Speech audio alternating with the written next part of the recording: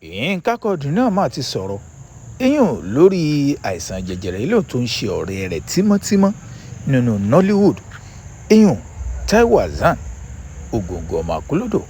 Kí ni Yinka Quadri kí ló sọ lórí àìsàn jẹjẹrẹ ilé tó ń ṣe Ogogo? Ẹ jẹ́ n sáré kà fún yín kí n tú lédè abínibí wa torí pé ó bọ́ sí kànnì ayélujára rẹ̀ Instagram, ó kọ lédè òyìnbó. Ẹ jẹ́ n sáré kà á. Ó ní pé good day our dear fans, friends, colleagues and well-wishers across the globe. Ó ní pé òun kí gbogbo àwọn olólùfẹ́ àwọn ẹlẹ́yinjú àánú, ọ̀rẹ́ àtàwọn táwọn jọ ń ṣeré orí ìtàgé, bákan náà àwọn afẹ́nifẹ́re gbogbo wọn lòun kí ní gbogbo àgbáńlá ayé.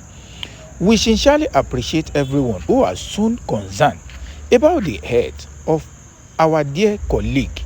Ó ní pé àwọn kí gbogbo àwọn ènìyàn tinútinú tí túmọ̀ sí pé post yìí gbogbo àwọn tó jẹ́ àwọn òṣèré orí ìtàgé lápapọ̀ ni wọ́n jọ ń kí wọn.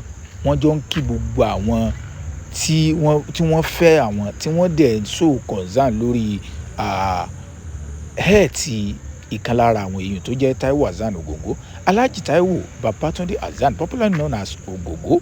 Ó láwọn kí gbogbo wọn. We have seen, àti rí and received many of your messages. Ó ní gbogbo àtẹ̀jíṣẹ́ yín láti rí yín ẹ ti mọ̀ pé láti bí ìjẹta táwọn ọmọ Ogogo ti jáde ni làwọn èèyàn ti ń tẹ àjẹjíṣẹ́. Àwọn tó ti ṣàgbó ti ṣàgbó, àwọn tó ti sọ pé oògùn báyìí nìkan máa lò wọ́n ti sọ, àwọn tí wọ́n ti sọ pé wé báyìí nìkan máa lò wọ́n ti sọ. Ṣùgbọ́n ibì kan là ń lọ, ẹ jẹ́ á máa bá lọ. Prayers, ó ní bákan náà àdúrà yín àtúmọ̀túnrì. Encouragement, bákan náà gbogbo bẹ́ẹ̀ ṣe ń encourage àwọn pé báyìí ní kẹ́ ṣe báyìí ní kẹ́ ṣe gbogbo ẹ̀ làwọn rí. And order of assistance, bákan náà gbogbo bẹ́ẹ̀ ṣe ń ṣe gbogbo ẹ̀ làwọn rí. And we want to say a very big thank you to you all. Ó ní gbogbo Nàìjíríà pátápátá eléyìí tó fàdúrà ránṣẹ́, tó fi ewé egbò nǹkan tó fi ránṣẹ́, gbogbo ẹ̀ làwọn kí pátápátá. We are deeply grateful, ó láwọn dúpẹ́ o, to everyone who has volunteered to assist us spiritually. Ibi tá à ń lọ ni. Ó ní gbogbo àwọn tó jẹ́ pé wọ́n ti ń sọ pé tìbílẹ̀ làwọn fẹ́ fi wo àwọn ní gbogbo ẹ̀ làwọn rí pátápátá o, làwọn dẹ̀ dúpẹ́ lọ́wọ́ wọn. Medically, bákan náà àwọn tí títú òyìnbó náà àwọn rí wọn. And in every other means they believe could help him. We have received hundreds of such offers and we sincerely appreciate every single of them. Ó ní pé àwọn àtẹ̀jíṣẹ́ táwọn ti gbà gan lórí pé eléyìí báyìí àwọn lè tọ́jú Ogogo, àwọn lè tọ́jú Ogogo. Ó ní bí more than 100 làwọn ti gbà. Ó ní gbogbo ẹ̀ nínú àwọn sì dùn sí. However, we humbly appeal to everyone not to stop praying for Ogogo. Ó wá láwọn bẹ̀ gbogbo àwọn ẹlẹ́yinjú àánú pátápátá kí wọ́n má dákẹ́ àdúrà lórí ẹni wa yìí Ogogo. Please, ó ní à ń bẹ̀ yín, continue to pray with us. Ó ní ẹ máa gbàdúrà pẹ̀lú wa. We believe strongly that ó ní àwa náà nígbàgbọ́ lọ́kàn wa. With your prayer, pẹ̀lú àdúrà yín, our prayer, pẹ̀lú àdúrà tàwa náà, and the mercy of Almighty God, pẹ̀lú àánú Ọlọ́run, Táyé will come out of this situation successfully. Ó ní Ogogo eléyìí tó kọ rẹ̀ ń jẹ́ Táyé. A nígbàgbọ́ pé láìpẹ́ láì jìnnà yóò fẹsẹ̀ ara ẹ̀ rìn kúrò nínú àìsàn tí ń ṣe. There is nothing impossible before Almighty God. Ó ní kò sí nǹkan tí ò ṣeé ṣe níwájú Ọlọ́run o. Afẹ́kẹ́ ẹgbàálẹ̀ ń gbọ́. Ó ní we also want to clarify something very important. Ó ní àwa ń fẹ́ mú nǹkan kan dá yín lójú o. Please do not feel offended. Ó ní àfẹ́kẹ́ nìkan kó bínú lórí eléyìí tá a fẹ́ sọ yìí. Or disappointed, tàbí kí wọ́n tiẹ̀ sọ di bínú pé kí ni wọ́n wá máa bí wọn. If we are unable to bring Ogogo to you for spiritual assistance. Ó ní gbogbo àwọn tàbáláyé, àwọn àáfà, àwọn babaláwo, àwọn pásítọ̀ tí ń sọ̀rọ̀. Ó ní àfẹ́kẹ́ nìkan kó bínú tó bá jẹ́ pé a ní agbára àti gbé Ogogo káwa bá yín níbi tẹ́ ẹ ti fẹ́ tọ́jú ẹ̀. Ó ní it is extremely difficult to move him from the hospital to different location at this stage of his treatment. Ó ní ó le fún wa láti gbé kúrò èyàn nílé ìwòsàn títí ń gba ìtọ́jú káwa sọ pé a fẹ́ máa gbé kiri bóyá ilé àfà tàbí ilé pásítọ̀ tàbí ilé adáhunṣe. especially considering the large number of people who have offered to help. Ó ní tá a bá tiẹ̀ tún ní àwò gan àwọn ọ̀gọ̀rọ̀ àwọn èèyàn tí wọ́n ti sẹ́ndì àwọn mẹ́sẹ̀gì gan mélòó la fẹ́ gbé lọ nínú gbogbo wọn. We have received offer from more than 300 and even over 500 people. Ó ní gbogbo àwọn tá a ti pè wá gan wọ́n ti kọjá 500.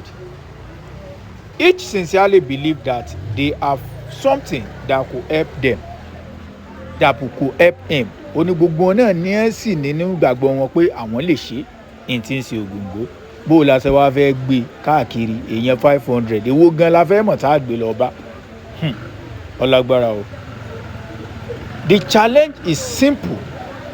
Ó ní in town we in tó fi simple ni. Where do we take him to? Temple mo sọ ibo gan la fẹ́ gbé lọ. How do we move him from the hospital which is receiving treatment? Àbí bó gan la ṣe fẹ́ gbé kúrò nílé ìwòsàn eléyìí tó ti ń gbà wòsàn. Please understand that our inability to bring him to anyone does not mean that we do not appreciate you. Ó ní àwa fẹ́ kí gbogbo àwọn tí wọ́n ń pè wá kí wọ́n mọ̀ yìí pé kìí ṣe wípé a fẹ́ gbé wá o ṣùgbọ́n àti gbé wá ló nira.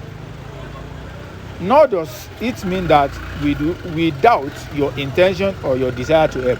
Ó ní kìí ṣe pé gbogbo yín náà là ń wò pé bọ́yá ẹ̀ lè ṣe o tàbí à ń wò pé bọ́yá agbára yín ọ̀ka o ṣùgbọ́n kò possible fáwọn ẹbí. On the contrary, lẹ́yìn eléyìí we are deeply touched by the overwhelmed love and concern that people across the world have shown towards him. Ó nínú wa dùn gidigidi gan ayọ̀ wa sì kún lórí àwọn ìfẹ́ táwọn ènìyàn fi ń hàn sí káàkiri àgbáńlá ayé ṣe pé àwọn ọmọ Nàìjíríà ṣe pa nífẹ̀ẹ́ ara wa.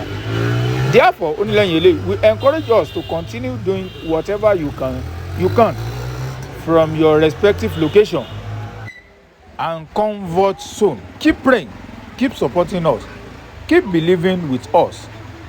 Whether you believe, whatever you believe can be done from your end, please do.